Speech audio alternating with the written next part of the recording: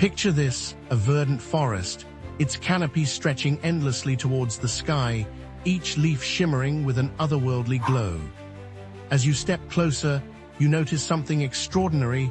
The trees seem to breathe, to move, almost as if they're alive in a way we've never imagined. Welcome to the world of Greek mythology, where the very essence of nature is imbued with divine spirit, and where the story of the first tree and the birth of the Dryads unfolds. In ancient Greece, the natural world wasn't just a backdrop for human affairs. It was alive with gods, spirits, and magical beings. The Greeks saw divinity in every aspect of nature, from the thunderous skies ruled by Zeus to the depths of the sea commanded by Poseidon. But perhaps nowhere was this divine presence more intimately felt than in the forests and groves that dotted the Greek landscape. Our tale begins in the early days of creation, when the world was young and the Olympian gods had just claimed their dominion over the earth. The land was bare, the soil fertile but unadorned. The gods looked upon this empty canvas and decided it was time to bring forth life in all its varied forms. Gaia, the primordial goddess of the earth, felt the stirring of potential within her very being. With a deep breath, she channeled her immense power into the soil. Slowly, a small sprout emerged, pushing through the earth with determination.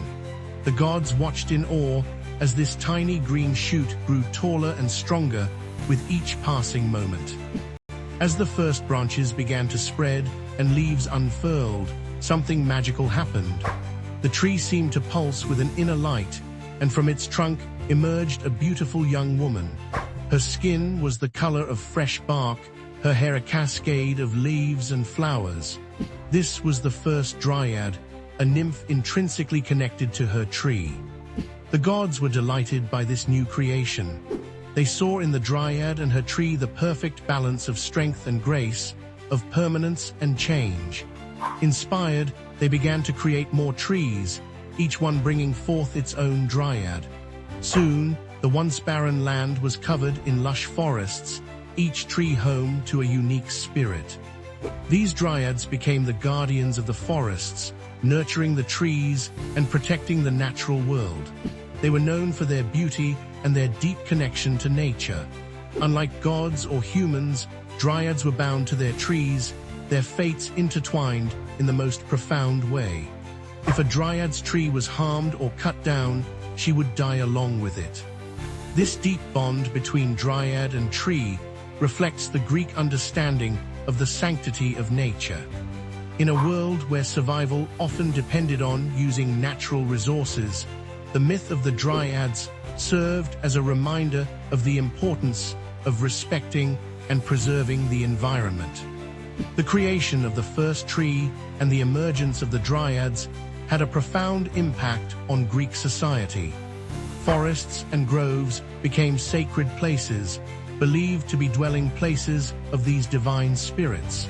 Many religious ceremonies and rituals were conducted in these natural sanctuaries, away from the bustle of city life. One of the most famous sacred groves in ancient Greece was the Oracle of Dodona.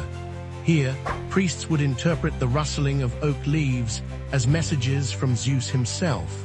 The presence of Dryads was believed to imbue these places with divine wisdom and healing powers.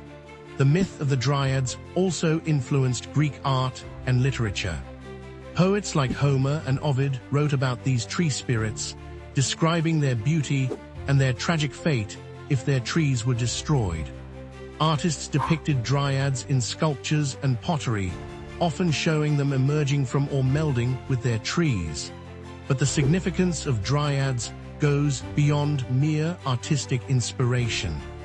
They embodied the Greek concept of the interconnectedness of all life. The idea that a spirit could be so intimately bound to a tree challenged the notion of a clear divide between the animate and inanimate world.